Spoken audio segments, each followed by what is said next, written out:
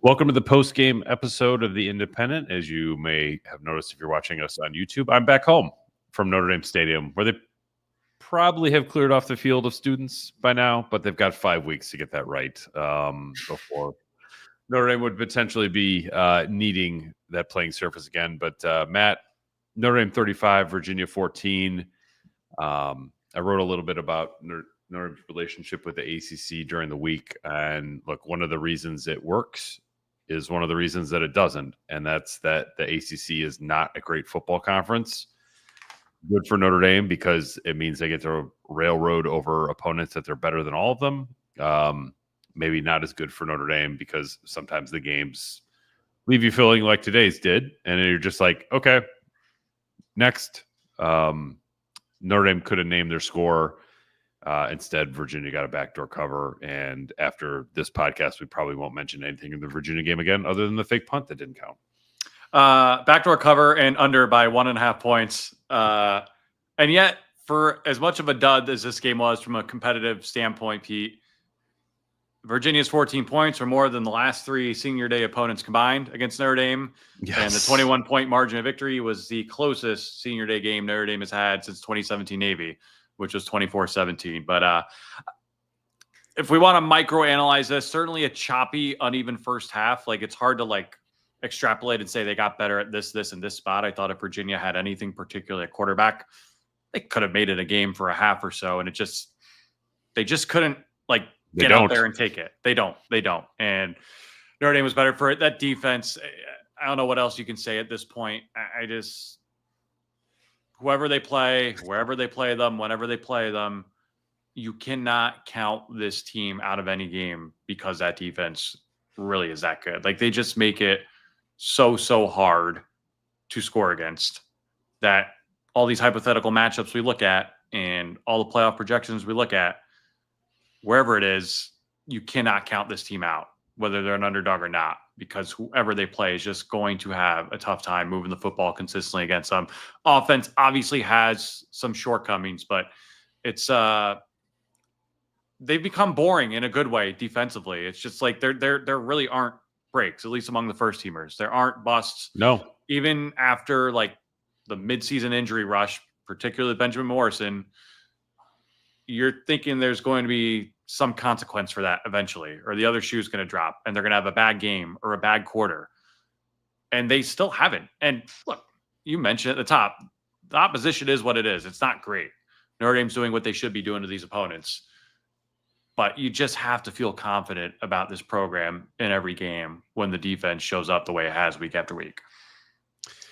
It's wild to think about where they are defensively right now. That I asked Marcus Freeman after the game, because this was all game I'm sort of going through the passing efficiency calculator because I wanted to see whether Notre Dame had surpassed Texas for the #1 pass efficiency defense in the country. They ultimately did do that.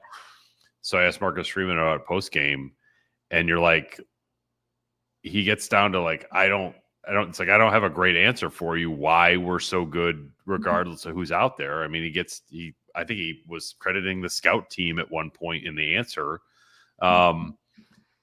But they're incredibly reliable defensively.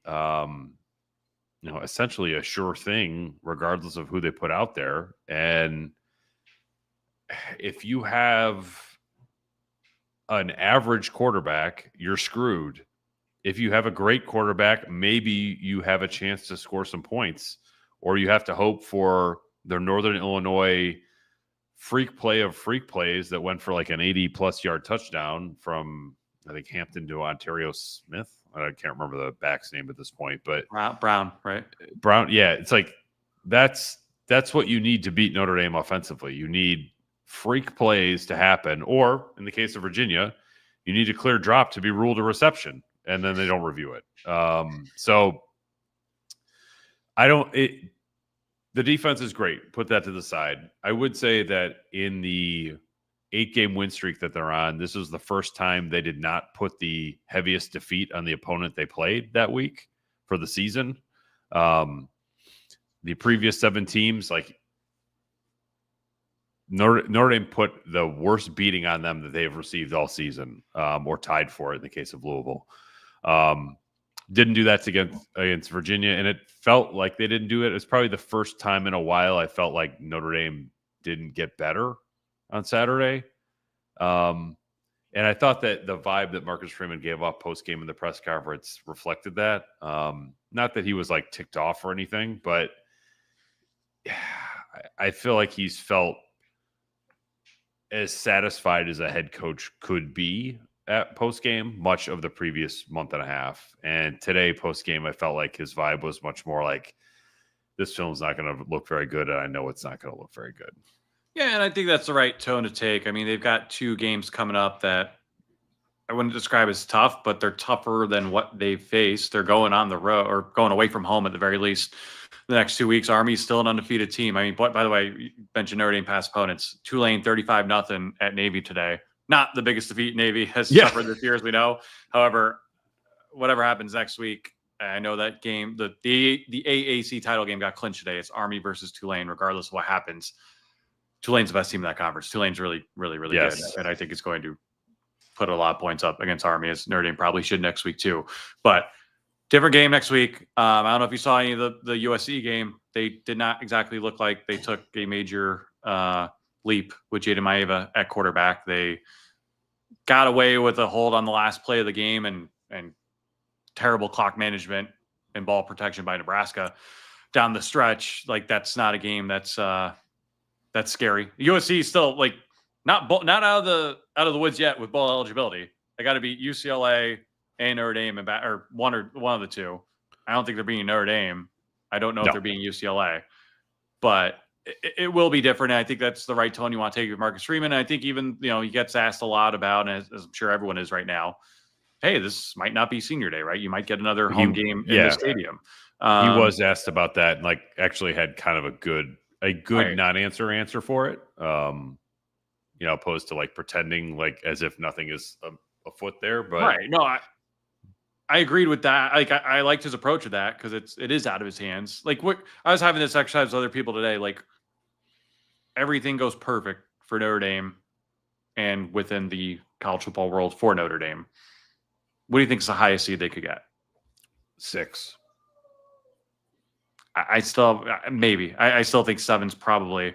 I think 6 is a big reach. Yes, but it's if you're going through, what is it, bball.nothing.net or whatever the website you brought up in the last show. Now, by the way, for once, we're good. As is Mizzou. Oh my God! Before we get back to Notre Dame, please tell me you saw the University of Florida's tweet. Yes.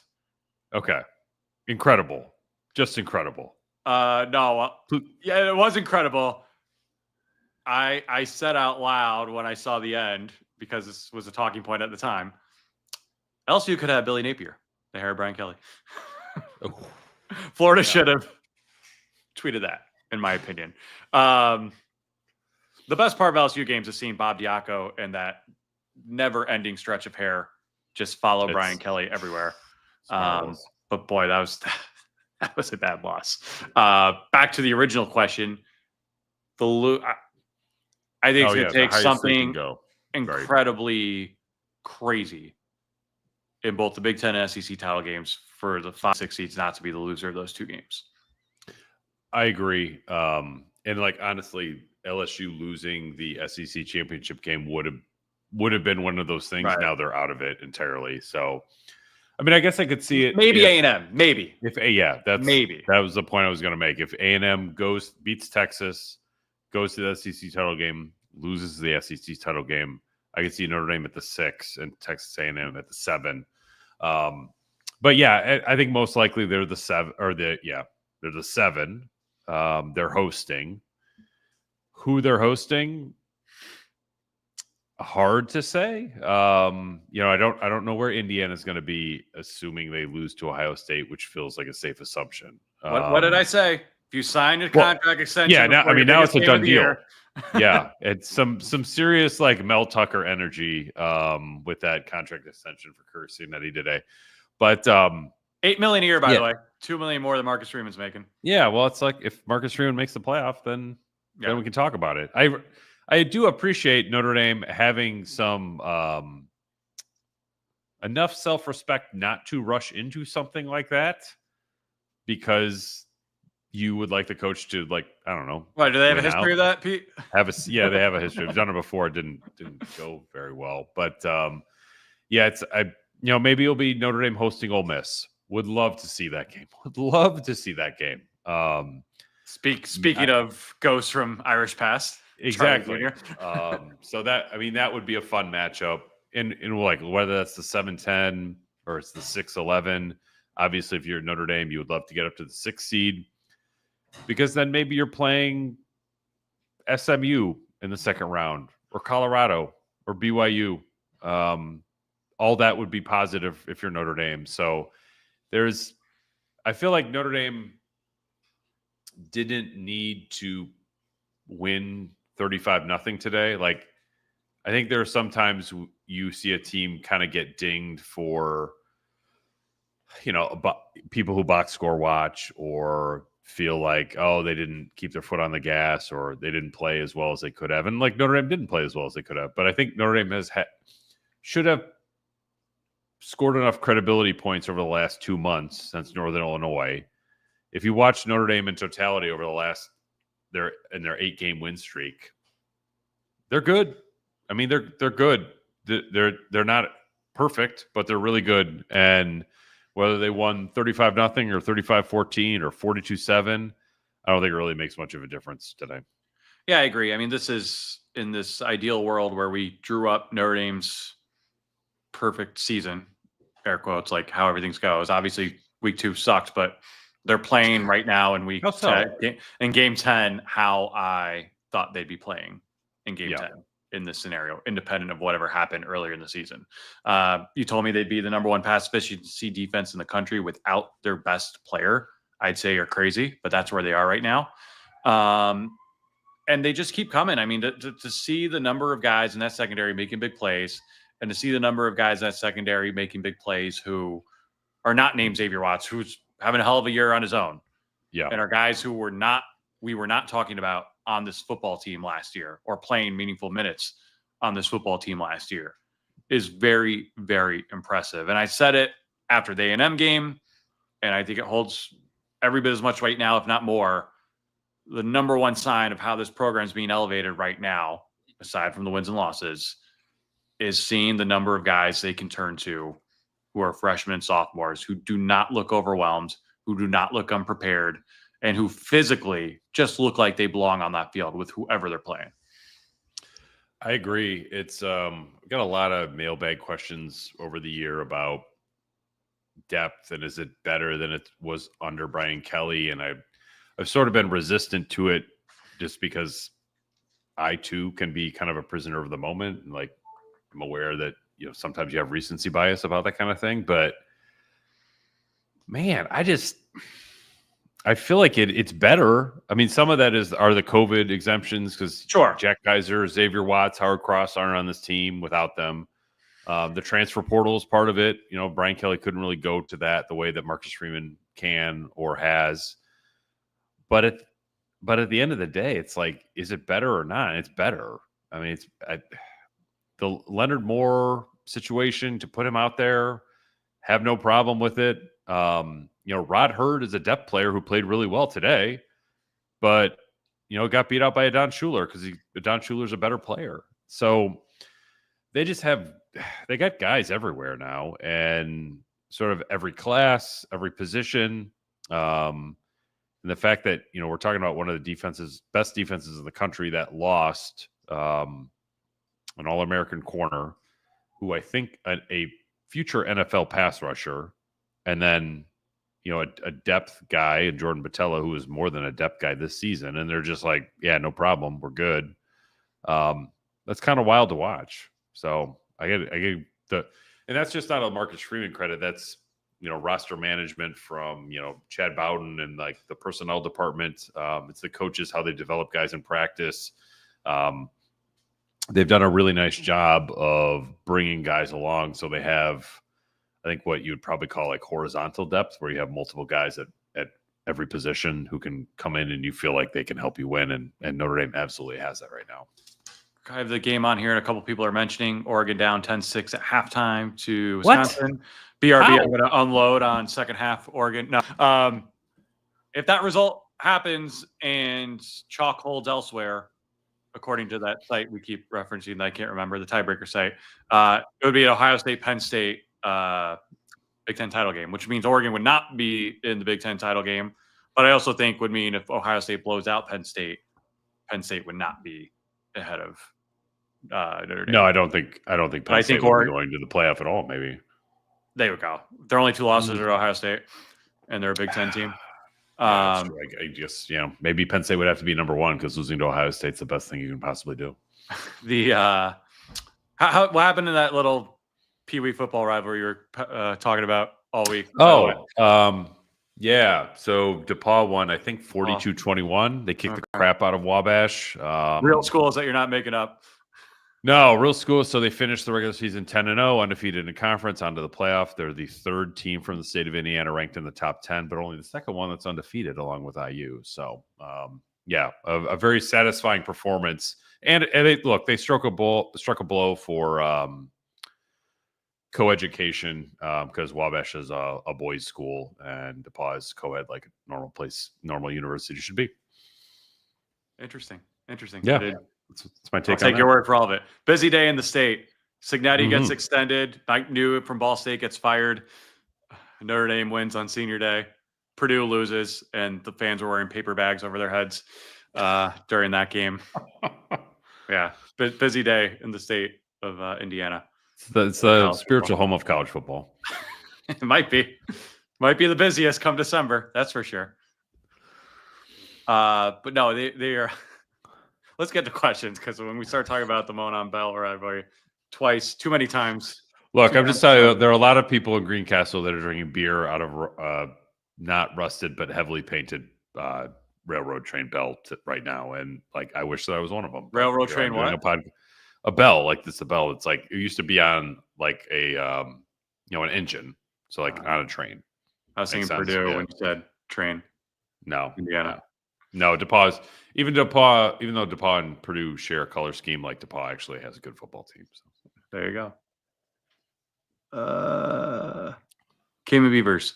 Any idea who's going to replace Greathouse if he can't go in the lineup? That was one that looks painful in real time, where you just see it. Yeah. Now, I don't know what the damage is, but and that was not Marcus was not asked about that post game. I assume it would be Jaden Harrison. Again, this is sort of like having 2 people for every position at the wideout spot. They've had that. Jaden Harrison has been productive when the ball's been thrown his way, which hasn't been a lot. But it was unfortunate for Greathouse because I felt like he was starting to put it together. The long gain against Navy last week, sort of the most targeted receiver, played pretty well. And then even the play he got hurt on was an impressive play where he, I think, broke a couple tackles before he got drilled. So it overall, like, I think that's probably Jaden Harrison, and I feel like Notre Dame probably is going to be okay with that. But that'll be a Marcus Freeman question on Monday about what's up with Jaden Greathouse. Cayman Beavers has one more. Why isn't Price playing as much if he's averaging more yards per carry than any other running back on the Notre Dame roster? I think I wouldn't call him a second string back. I would call him the 1B to Love's 1A. I think Love's clearly better. And when you see Love break off for a 76-yard touchdown like he did today, you're reminded of that. I don't know if I have like the idea of a bell cow back / someone taking all the carries. I have no problem with the distribution of wealth, so to speak, back there right now. Unless they just want to run the football more. I mean, when Leonard's running it as much as he has for the most part this year, that's going to limit Price's opportunities as well.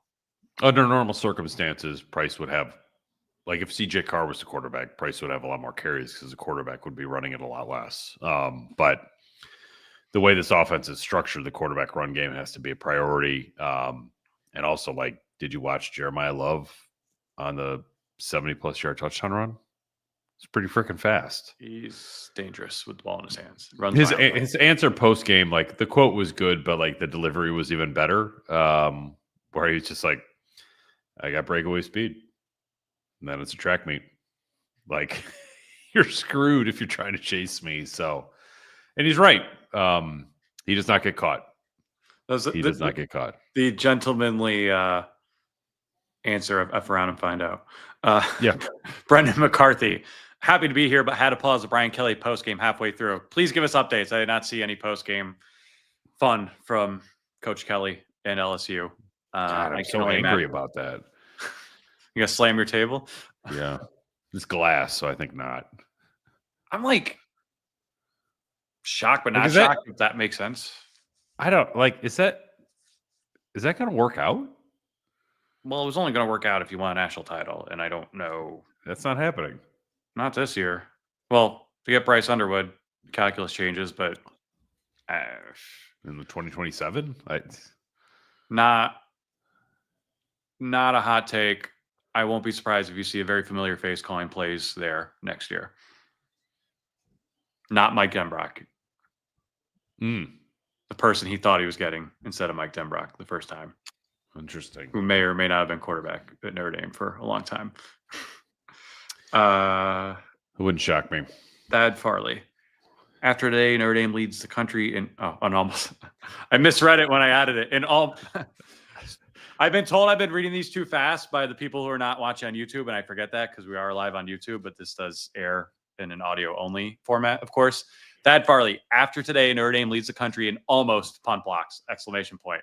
Yeah, I think before today they had led the country in almost punt blocks. They had 2 last week that were pretty darn close. Special teams has been interesting. It was always so bad for so long. And then during the one Brian Mason year, it was unbelievable. And then last year, it wasn't quite what it was in 22. And then this year, I just feel like we haven't gone a week without talking about special teams. Never good really or bad. Sometimes good and bad. Usually it's like, this was greater and could have been greater. Or why are they running fakes against Georgia Tech? Or I still know there are a couple questions in here about the fake today. I don't have a good answer about it. It was really cool.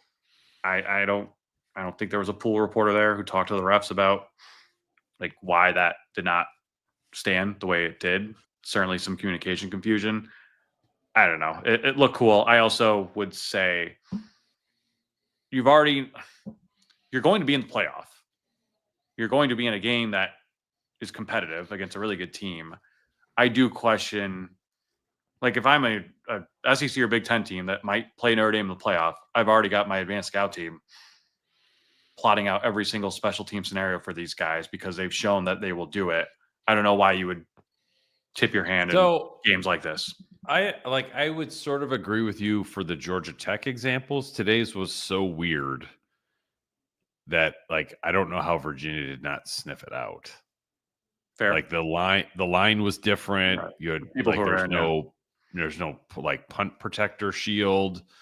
Kaiser's there. The whole thing stunk like a fake, and somehow Virginia still got killed by it. But yeah, special teams have been weird because I feel like for the month of September, Notre Dame basically made every special teams mistake that you possibly could make. And then in October, they stopped doing that. And then even today, James Rundell had a 62, right? 62-yard punt, and there was no roll. It was just he just crushed it. So they went for the just kick it as far as you can type of punt, which looked lovely coming off his foot. So yeah, I do think that they've cut out some of the drag from special teams, and they've done a good job leaning into stuff that makes a difference. Like Biaggi came in for interviews last week, and they actually credited Notre Dame with two block punts last week against Florida State because they judged that they made contact with it, even though the ball did not go backwards, and it was kind of hard to tell as it was happening. But even today, I felt like they're affecting the punter regardless of whether they actually put a hand on the punt or not. You got to get rid of the balls real quick if you're punting against Notre Dame. A reminder to continue to submit questions and subscribe to our YouTube channel.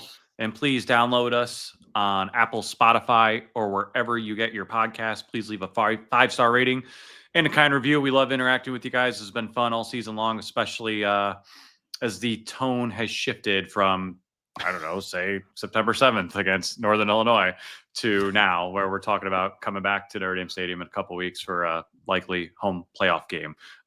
So thank you for all of you who have subscribed and interacted with us all season long. And if you would like independent merchandise, please go to obviousshirts.com. Check out the independent collection, quarter zips, t-shirts, crew necks, lots of your favorite sayings. Maybe we could get a pop-up shop going on campus or something for a home playoff game if and when that happens. I think that would be something that would make me happy. Maybe some of you guys too. It could be good. It could be good. I like the idea. I like the idea a lot. And also a reminder, you can check out roback.com. Use promo code Irish for 20% off your first order. All sorts of Notre Dame officially licensed gear there, along with everything else that you could possibly imagine for your athleisure lifestyle at roback.com. Promo code Irish for 20% off your first order. I believe Notre Dame, by the way, is... I got to see what else happened. They entered the day with 20 forced turnovers. They had 5 today. Number 1 in the country was JMU, 24. So, yeah, for all the praises we were just singing about Notre Dame's defense, they might be number 1 in the country when all is said and done at the end of the day in takeaways, which is pretty remarkable. Very, very, very good showing for them. Jay Domer makes a comment. SIG has 0 MAC losses, though. I think that was in response to the extension. Freeman signed his deal 3 years ago, 21. Yep. Right. This time 21. I'm sure the extension will give him the proper raise. Let's see. There are a couple of explanations in here about the fake punt. Regine says can't be under center with numbers in O-line. Kaiser was really a yard behind center, but yeah, I'd love to get like an official explanation beyond NBC's rules analyst, what Marcus Freeman says he was told versus what Brian Mason told his guys to do. It just didn't. I don't know. I don't have a good answer. It was an awesome play. It's too bad it got called back, but I don't. Yeah, it seemed like one of those things where like you would, and I really wish I had asked this post game, but like you would go to the officials pregame and be like, we might run this fake. Here's exactly how it's going to look like.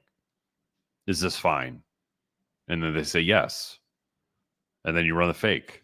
And then one of the officials didn't get the memo that you essentially had already signed off on the play.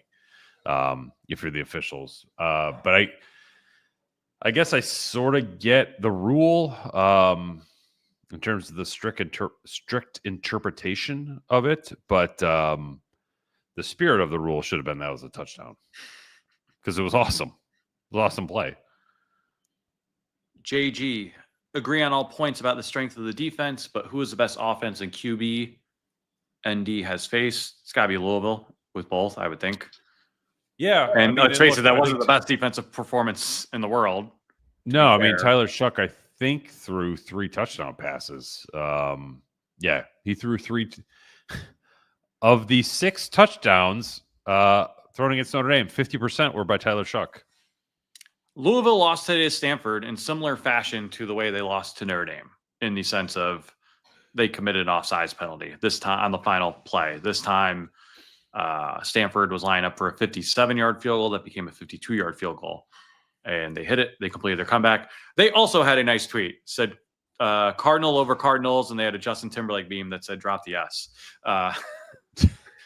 That one did. There's a question here about strength of schedule. I don't think there's anything like too damning. We knew it wasn't great coming in. It didn't get better today. Louisville losing probably cost you a ranked win. Navy getting blown out. Yeah. Again, they were already unranked. SMU hung on against BC. Not that that necessarily affects Notre Dame, but if that's the class of the ACC, same with Clemson. Army may survive the Notre Dame game ranked in the way Navy didn't. Based on all the teams that lost today. Who knows? Turn over 6 times. Yeah, that would be helpful. But I'll be interested on Tuesday night to see where they rank because, I mean, A&M is clearly a very good team, and Notre Dame has a really good road win there. And that's sort of it. in terms of how the committee would view the top 25. So I'm not sure what the impact will be on Notre Dame of that. I'm curious. We'll see what happens here. I think Georgia's winning right now. But no, actually they're not. They're down 17-14. But let's say Georgia or Alabama or one of these teams that was a preseason top whatever team that has championship pedigree ends up as a 10 or 9 seed and ends up playing at a Notre Dame or a Penn State or an Indiana, a game they'd probably be favored in. I'll be curious how just like the greater college football world digests that. Like, particularly in the case of Georgia, because I just feel like Georgia's like, I watch Alabama play, and when they don't turn the ball over, I think they could win the national championship this year. I think they're really good when they get out of their own way. Georgia's been so flawed, but we know how talented they are. Even in their wins, they've really struggled. Like, how scared would a Big Ten team be to be hosting them? As much as happy as they'd be to have that game at home, it's not like you'd be playing Boise State, who, by the way, has got their hands full right now with San Jose State. Like, is that going to be good or bad for college football if one of those teams gets like a third mulligan and then just doesn't screw up the rest of the way? I don't know. I'm not sure either. I do. It was funny watching the Tennessee Georgia broadcast before we hopped on here, because I think it was Laura Rutledge was the sideline reporter or one of the sideline reporters, and she was reporting on Tennessee's sideline about how the heated benches were removed from the running backs room or the running backs group to be given to the wide receivers group because the wide receivers were complaining about how cold they were. It was 55 degrees. And I'm just like, my dudes, like, what's going to happen when you end up in South Bend or State College or not Columbus, but I guess maybe Columbus. Yeah, they could be Columbus, yeah. Yeah. Like, good luck to you, because it's not going to be 55 degrees. One of you suckers is going to be playing at night on top of that, maybe 2. So, yeah, that was kind of funny to me. I'll be interested to see how those. What I want most of the playoff for Notre Dame is an SEC team to have to come to South Bend in December and play at night. I do too. I want that really bad. We never see that, and it would be awesome. And like the unique part of college football that we're probably missing for the most part right now. But I do like. And I don't say this specific to Notre Dame fans. I just think, Penn State, whoever, Indiana, certainly, there would be this like existential dread to like work so hard, get that home playoff game you wanted, and we're playing Georgia or the preseason number 1 team. We're playing just because of the history these teams have. Yeah. Like it was even, obviously it worked out, but remember the video last year from Michigan's watch party? They're the number 1 seed. It's 4 going to be Florida State, and it's Alabama, and you just feel this like, and now they won the game. Man, yeah. Like it would be a similar feeling of like, oh wait, okay, we got to play who? Yeah. But the weather part of it too is one of the more interesting parts that has not been, I think, that we won't really know, but that we just don't get to see because these teams do not come this way this time of year. No, they don't. That would be very, very fun. Also, I don't know if I saw this on broadcast. I saw somewhere. Everywhere I keep seeing referring to Notre Dame and hosting a playoff game says December 21st. I know there'll be 3 on the 21st. There'll be 1 Friday night on the 20th. Yep. Has there been any like clarity? I've not heard anything about like who gets screwed with the Friday slot and who doesn't. You think screwed? I think that'd be awesome. Friday night. I don't know. I mean, you know how this place is. Like Friday's the last day of finals. Like I don't think they even better. I think it'd be a mess. I think Notre Dame would sort of stomp its feet if they could and like make sure they had a Saturday game. And like, look, 75% of the teams will play on Saturday, so there's a good chance Notre Dame would too. I don't know what they would put in the Friday night slot. You put your worst game there? I don't know. Yeah. Who knows? I had no idea. So, and I don't know if it's like. So, from my understanding, and I'm sure Notre Dame's administration can attest to this because I've spoken to administrators of other schools throughout the year who are just like, hey, we're on our own. Like, no one's told us how to prepare for a playoff game. Yeah. With each of the last 2 rankings, I've been told this, the CFP has been speaking to representatives of the 25 schools that are ranked that week, every week now, of like, okay, here's what would happen if this happens. Here's what, like, all these contingency plans. And I think Penn State and Indiana ended up putting out emails to season ticket holders late last week to purchase tickets. I believe it's uniform pricing set forth by the CFP. I could be wrong there. You're right about that. But if they have that much control, will it be as simple as CFP says, Notre Dame, you're playing Friday? Or is it we're truly working with every school and campus to figure out what would be best? Yeah, I mean, certainly the CFP are the schools. Like, it's, kind of a member organization, right? So, like, you would think there would be some feedback from the schools. But I don't know how they would make the decision of, like, hey, here's what would be good for Friday night. Right. Notre Dame, because you're playing Texas and that's like a long travel, we're not going to have you play Friday and you'll be a Saturday game. Like, I would think that the best game would be put Saturday night, right? Like, that makes the most sense. What NFL plays that weekend, right? Are they? They do, but I don't know when. I don't know if they play earlier or they play against the primetime game. I don't know how that's gonna. Like, I think Friday would be cool because you'd have your own. It'd be the first ever game. Yeah. Playoff game on a campus, so you'd have the whole spotlight to yourself. You'd have the whole day, and the winner would have extra day to prepare for the next round versus everyone who wins the next day, which might mean something. Possible. It's I do think, like, the communities. I'm going to write a story on this next week on The Athletic and talk to some people already about it. But, like, the economic impact of playing on Friday versus Saturday will be significant for the communities where the game's played. In terms of hotels and just how long people are there. So everyone will prefer Saturday. But I'm with you. Being the first ever playoff game on campus would also be kind of cool. So I can see both sides of that. So NFL plays Thursday, December 19th, Cleveland at Cincy, which means Tommy Rees would have a chance to get back to Notre Dame the day after that game. Browns tight ends coach. Nothing Friday. Saturday, noon Central, Houston at Kansas City, 3:30, Pittsburgh at Baltimore. So yeah, okay, so Saturday night, that's you're it. Yeah. Texas at Notre Dame, Saturday night, December 21st. Let's do it.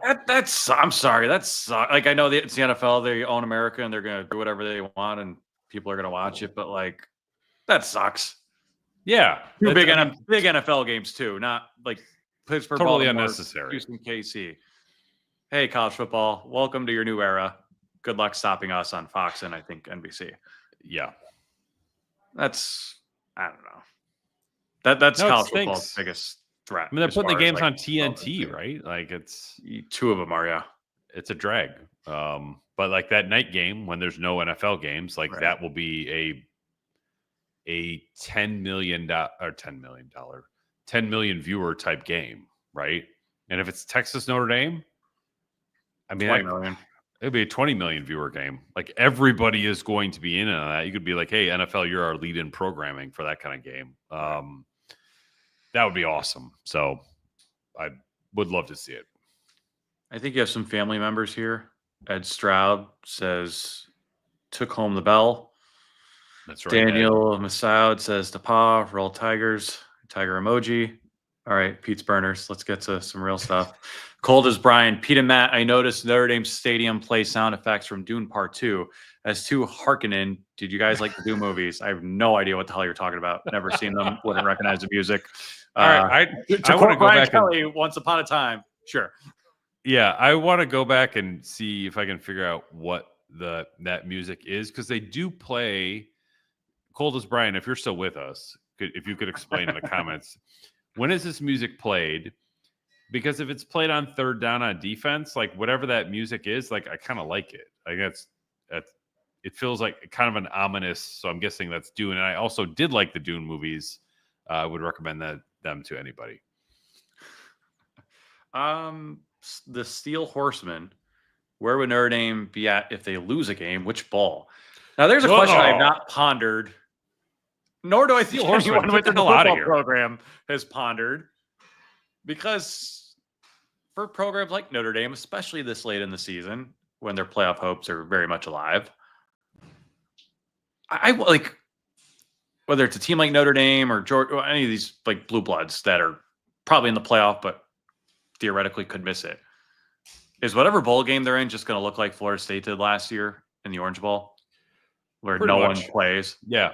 I mean, you think Riley Leonard is going to play in the Pop-Tarts Bowl? Is it still a Pop-Tarts Bowl? It still is the Pop-Tarts Bowl. I could have sworn they changed it. How could they change the Pop-Tarts Bowl? That was like that was a commercial success. It was a great success. But so yeah, the Pop-Tarts Bowl I think is probably where Notre Dame would end up, and it would be a good opportunity to see Evangeli. I don't know. I don't know who's playing in that game. I don't want to think about it. You know, well, now you've got me thinking. It is the Pop-Tarts Bowl. You're right. It's still around. Thank God. December 28th, for those who are curious. That is in Orlando. Could be popular with the kids. Not on the Notre Dame football team. Kids in my house. Thank you, Pete. I got that. Yeah, I just want to clarify that. December, like, I knew this, but as we get closer to it and experience it for the first time, is it possible those bowls could be even less relevant because they're a week after play? Like, if you're still on Notre Dame's roster at that point and you're not in the playoff and you just watched 4 playoff games a week before that you felt like you should have been playing in, isn't that like more salt on the wound in some way? Yeah. Like, now I got to get up for whoever. Kansas State. Yeah. Now, I think both sides will be like that. Georgia got their players to get ready for the Orange Bowl, and in doing so, have maybe forever broken Florida State as a football program as we know it. They have not recovered from that. The issue there is like Georgia had players 1 through 85. Like if you just chopped off the first 10, like it's a pretty freaking good roster. Not everyone has that. See Florida State. But it would be highly like the Sun Bowl last year, while disappointing, was sort of like, okay, you know, and Notre Dame had how many opt-outs in that game? 5. Leofau, Hartman, Alt, Fisher, Estime. I might be missing another one. Sam Hartman back at Notre Dame Stadium today. I don't know if they showed him on the broadcast. Oh, they showed him. Yeah. Ian Book also back at Notre Dame Stadium on the podcast. Friend of the pod, Friend of the pod. I was pleased that my very unscientific audio measurement would have been that Ian Book got a larger ovation than Sam Hartman. So, well, one's the winningest quarterback in school history, and the other opted out of the Sun Bowl. So I would hope that's the case. There were a number of former letter winners there. I ran to Matthias Farley last night in Chicago. Had not seen him in years. Always a favorite among us media folks. He's doing great. We were catching up for a while, but it seemed like it was a great turnout for former players today. And Robert Haynes, he was in. Like it was a pretty good. And I think Jack Kaiser had played with about 50% of them, so that was good. Which Kaiser actually made a joke, like because we were asking about the 63 game played record, and it's like they showed Robert Hainsey, and he was like, "Yeah, I was on scout team against him," and like everyone else on the team was like, "Who the hell's that?" So. That'll be interesting without 6-year seniors anymore. They've been fun though to cover. Fun for us. I was gonna say I wonder if they'll all come out for the playoff game, but as we mentioned earlier, that's still right in the heart of the NFL season, so probably no more. Tom F. Kelly gets run out of LSU, becomes USC's coach. Well, Tom, his agent, who at the time had Lincoln Riley as well, used those two to drive up a bidding war between both USC and LSU, and we saw how that worked out for everyone involved. That's what agents do. They get their guys paid, and both those guys got paid very large sums of money. Don't know if they're off for it, but we shall see. A lot of LSU questions. Nick W. So you're saying a lot of 13 personnel at LSU next year? Yes. Will they have Mason? I think they'll still have Mason Taylor, right? I mean, I think he's just a sophomore. No, he's a junior. Okay. Remember he caught it was the 2 first point Florida against State Bama, game. and that was when Kelly. I think it was intentional. I don't know. Freeman had just got hired. Mayer said something about how refreshing it was. Kelly comes out after and says, "I've never had a tight end as talented as Taylor." I don't know. Yes. Andre King, friend of the show. What if Indiana beats Ohio State? What's up, Mr. Fortuna? Pete, I love your background. Yeah, Pete's background's cool. What if Indiana beats Ohio State? Go to bball.nothing.net. I was playing around with that. We haven't really pondered that. There's a decent chance.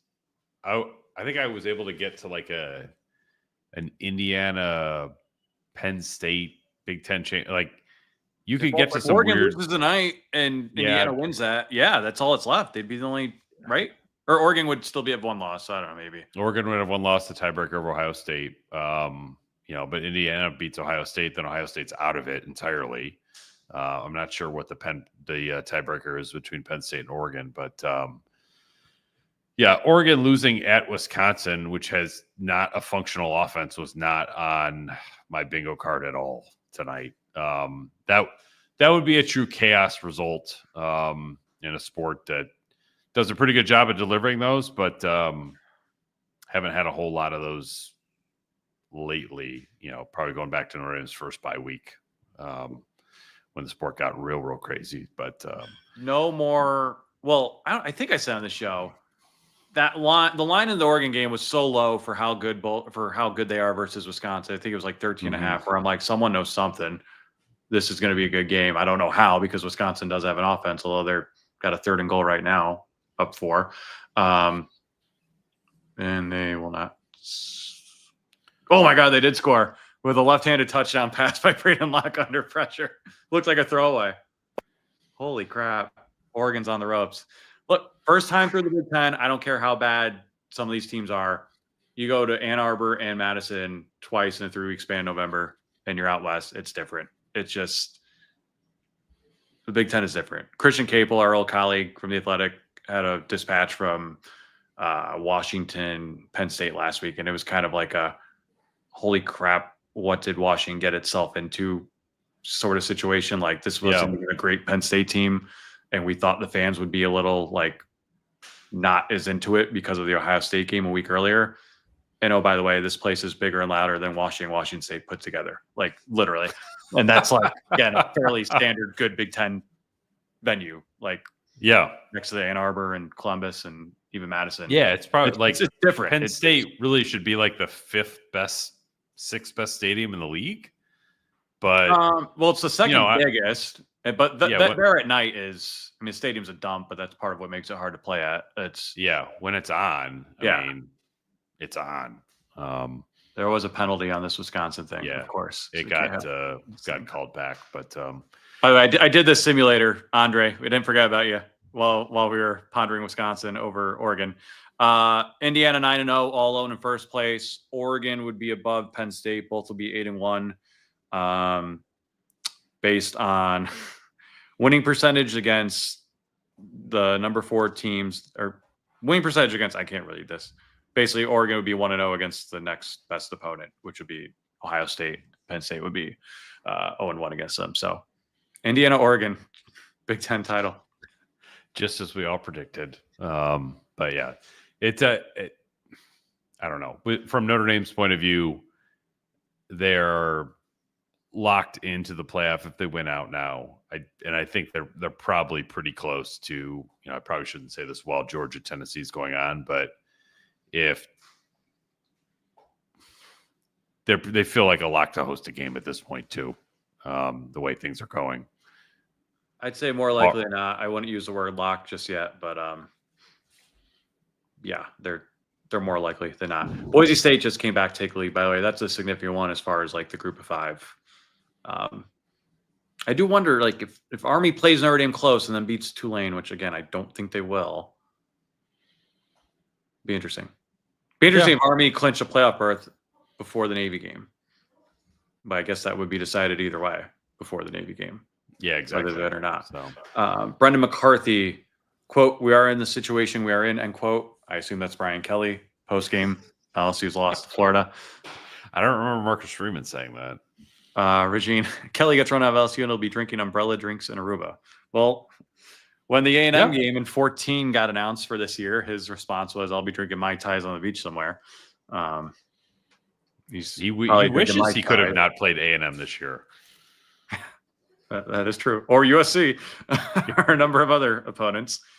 Still a lot of questions about this, or about the punt. Mike M, is there still a scenario where Notre Dame misses the playoffs, even winning out? I don't think so. No. Now that like those doomsday SEC scenarios are off the table, and even then, I think it would have been a stretch. I don't see it. And again, read Pete's story on The Athletic from Friday if you haven't already. Talks to Pete Bavacqua, the new Notre Dame athletic director, and Jim Phillips, the ACC commissioner. And it was a good, like, down the middle story of like why this works. And certainly, if you're a Notre Dame fan, you think it works for the ACC because we're kind of holding your conference together right now. We need to see what the committee does. We need to see these next couple of years of data. There's no incentive for Notre Dame to do anything different if they're going to be. If the ACC is going to continue to be this bad, and Notre Dame's going to continue to play this many ACC teams every year, even if the fan loses out as far as like marquee games every year, what's like that's Notre Dame's in. And I don't think we realized what a slick move at the time it was to sacrifice the first round bye. Jack Swarbrick, one of the four architects of the 12-team playoff, the Notre Dame athletic director at the time. That was his concession. I immediately thought that was a lot. As I stepped back, I kind of understood where he was going with it. But now as we play this out, not to go back in time, but again, if you beat NIU and you're 12-0, what could be better than home playoff game against Boise State? And I would argue, like, for the most part, like, let's say Notre Dame went 12-0 this year and BYU went 13-0. And you get BYU then in the next. Well, I'm just saying, like, the ACC. I'm thinking like Notre Dame could have gone 12-0 this year and not be in the top four anyway. Like the Big Ten champion, I think if they have one loss is ahead of undefeated Notre Dame. SEC champion with one loss, probably ahead of Notre Dame. Undefeated Big 12, ahead of Notre Dame at 13-0. ACC, maybe. We could have the conversation there. ACC, Big 12, I'm not sure, but yeah, Big 10. Yeah, but I'm just saying, like, the odds of you being in the top four at 12-0, it's not automatic. And how often does Notre Dame go undefeated anyway? Well, they did twice under Kelly in the fourth. Like, they got into the 4-team twice. Yeah, I mean, they did it 3 times under Kelly. But I'm just saying, it's a concession worth giving if it's, 25% of the time. Like, I don't think Marcus Freeman's probably going to go undefeated 25% of the time. If you could reverse engineer this as a coach, like, there's not really tanking in football the way there is in basketball, but like, you want that 5 seed. Yeah. There's only one way to get it. It's if you're Notre Dame and you're going undefeated. Yeah. Because even if you tanked, if Ryan Day could figure out a way to like intentionally lose the Big Ten title game to get the 5 seed or whatever, you still got to play a game and play. Like, Notre Dame does not have to play that weekend. Like, you're not going to get hurt. You're not going to lose anything. You get an extra week of rest before the playoff. Yeah, I think it works out exceptionally well for Notre Dame. Certainly it'd be better if they were the 5 seed. It'd be better if they're the 6 seed. The 7 seed is not nearly as attractive because then you're drawing the SEC champion or the Big Ten champion in round 2. And like, that's going to be a pain in the ass to deal with. But you got to play those teams at some point. You just would prefer to play them in the semifinals, not the quarterfinals. So I get that. Pete, your brother, who happens to be named Patrick Carter, says, "Hey, Pete, not sure if you saw, but Tabah beat Wabash 42-21. God, the bots are out tonight. They are on one. Penn State beat Purdue, not by as many as Notre Dame beat them by. Yeah. Another one, is there a scenario where they win out or they don't? Jason Z, USC one today, how the new QB look. Started off terrible, found his groove mid-game, but I didn't see anything that made me think, oh, it's a new USC. It was watching USC play Nebraska, knowing that there's a good chance the loser is not going bowling. It made it more exciting. Let me put it that way. Like, it's kind of an existential dread game, right? Yeah. Like, it was a fun like, you were more interested in who was going to be most miserable afterwards than who actually won. Nebraska, I would never have guessed this, even though we've seen it Nebraska has the longest bowl drought among power conference teams. Nebraska. Like, how is that possible? I'm not saying they got to be like they were in 94 and run over everyone and win the national title, but like to just field a, would you even call a bowl team good? No, like a pedestrian football team with those resources. And they might not do it this year. They've got Wisconsin. They're going to get killed at Iowa, I think, in 2 weeks. They might beat Wisconsin next week. We'll see. Yeah. A lot more about playoff that we here's one. CFP sets the pricing, and another fun aspect, Notre Dame has to have beer sales if they host. Is that true? Ooh, I don't know, but now I want to do research into this. It would make sense. Yeah, if they're it would make governing sense. This. It does make sense that they would have to do that, but yeah, I think that my understanding is like Notre Dame will have control over most of the stuff, but the ticket revenue goes to the CFP. You can have your band. The ticket allotments are basically set. Like, I'm not sure if you can do like the light show type stuff, but beer sales are not something that I've looked into. But Notre Dame is certainly equipped to sell beer as they have done in the stadium before. In fact, I've attended an event where I've consumed a beer in Notre Dame Stadium before, so it was totally fine. Can do it again. I do wonder. I don't think they would go this far, but I wouldn't put anything past them. You got to have playoff logos and signage there. Please don't take out the end zones in the midfield and just put the CFP logo and make it like a soulless bowl game or March Madness. Yeah, put those. I don't know. Put that stuff where when Notre Dame was in the ACC and they had the ACC you put logos on the field. Yeah, put them there. But the stadium, the rest of it should be the same. I think there will have to be some advertising. I don't think you have to cover up the NBC and Peacock type stuff. Totally get it. Yeah. So I think it'll be fine. It will look good. Still a lot of questions about the punt. All right, here, Brendan McCarthy. Assuming you were talking about Brian Kelly earlier.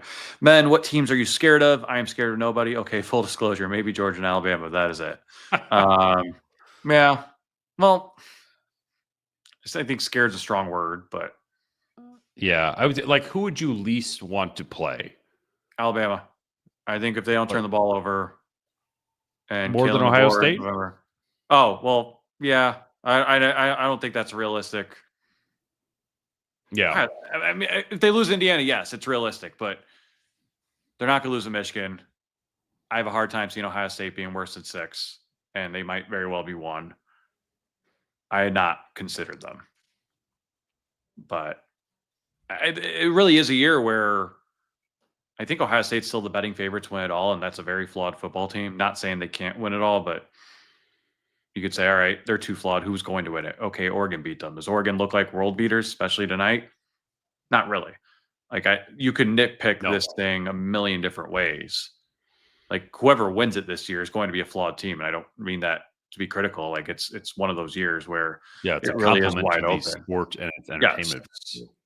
Yes. So I not considered Ohio State. I would say, well, on the road, obviously, they're going to be an underdog against whoever they play, probably, except for maybe Indiana. But assuming that they're home, I do think Alabama, when they're on, is really, really good. Yeah. And they've been on, for the most part, outside of 2 or 3 games this year, whereas Georgia's been very uneven. And Georgia, Carson Beck is not very good, and they don't have the outside weapons. And even if they did, I mean, Notre Dame's got a secondary equipped to at least slow that down this year. But Alabama has a lot more offensive weapons, which is what would scare me, even in the cold weather. I would be more scared of Alabama than Georgia. I think if you just rank the teams that I would least like to see Notre Dame play they have the least chance to win the game, Ohio State would be number 1. That wouldn't be a first round game, obviously, but yeah, I was just talking about first round games. It's I think if you're Notre Dame in the first round, you want to see Tennessee, Penn State, Indiana, Ole Miss. If you can get one of those 4 teams, I think you feel pretty good about your chances to win that game. Alabama or Georgia, Yeah, there's where it's like, okay, it's just a different set of circumstances. The way those two teams are constructed. Alabama, how do you defend their receivers? I would love to see Notre Dame try based on their secondary. Georgia, how do you block their defensive line? I'm not sure that I would want to see that if I was Notre Dame. I think the most fun would be Ole Miss or Indiana among realistic possibilities, because those are two games you're probably not getting any other way. You could win one of those games and then get Georgia in the next round or something like that. I guess they do. I mean, they do have a home and home, I think, with Indiana down the road. But Ole Miss, that's a once in a generation. I think that was like 1977, because I think Notre Dame lost at Ole Miss during Dan Devine's national championship season in 77. Arch the quarterback? Excuse me, Archie. I'm not sure. You didn't cover that? No, not around. To be a question for Tim Priester, but those would be fun games, because that's one thing that I hope the playoff does. I know that they've said that they're not going to avoid rematches, but I would like to see them avoid rematches, at least for the first year, because it's not that hard to do. And then what's great about college football, the games that you don't get to see played, finally played. And there's so many, like for Notre Dame, there's a few awesome matchups potential there. I mean, the ideal for me would be like you get Ole Miss in round one, you win, and then you get to play Oregon in the Rose Bowl. Like, I want to see that back to back. Like, that would be incredibly entertaining and probably make up for some of the schedule that Notre Dame actually played this year. You just brought up a point with rematches. A&M would scare me, because I feel like that would be another existential dread game for Notre Dame. Yeah. Not that they couldn't or wouldn't win it, but like, okay, wait, we went through this with Clemson a few years ago. Rematches don't really favor the team that won the first game when this happens. But I don't know if that's really in the cards. Coldest Brian, what's a move in the Bronx next weekend for a pregame spot amongst fans? Billy's or stands, I think. I've not had an actual drink in the Bronx in a while. If you are eating, go to Arthur Avenue, which is a little, not particularly close to Yankee Stadium, but good old Italian fare, cash only, always. But yeah, no shortage of great places to eat or drink in that city. Coldest Brian adds, Peter Matt, yes, it's the third down music, LOL. Yeah, I like it. It's good. I've liked it all year, even though I have no idea what it is. Coldest Brian, it's the music when Paul Atreides, sure, stands up on the worm. Yeah, but way too much DePaul football and Dune talk. Two things that aren't really my are not either really in your wheelhouse. There's one troll in here who's just like replying to everybody with about how bad Notre Dame is. Jason Z, more looking forward to Wicked Armada 2. I have a 5-year-old. And that's the end of the podcast. Yes. On that, Gladiator 2 is the correct answer. See, Gladiator, like, I don't know how I feel about that. I say that because like Gladiator is one of my favorite movies of all time. I just don't want to. It could be bad. Don't want, like, that's the thing. Like, just leave it. I don't want an A&M rematch. The first game was perfect. I don't know if I want a Gladiator 2, because the first one was perfect, and it's so long ago that I just want that memory pure. But I think we'll cut everyone off after this, and maybe see you all for some drinks in the Bronx next week. God, that could be a fun live show. Post game would be tough. It'd be so late, but yeah. No, maybe we could work something out. Wait, you're going to be there? I'll be there. Oh, that's right. You are going to be there. Yeah, I'm working on something. Okay. All right. Yeah, we will figure out a way to go live immediately afterwards. Who knows? Maybe we can tell Tom and Doug to stick around and hang with us. A watering hole of some sort to do it. But yeah, that'll be a fun one. Like, I'm looking forward to seeing something a little different than the past month.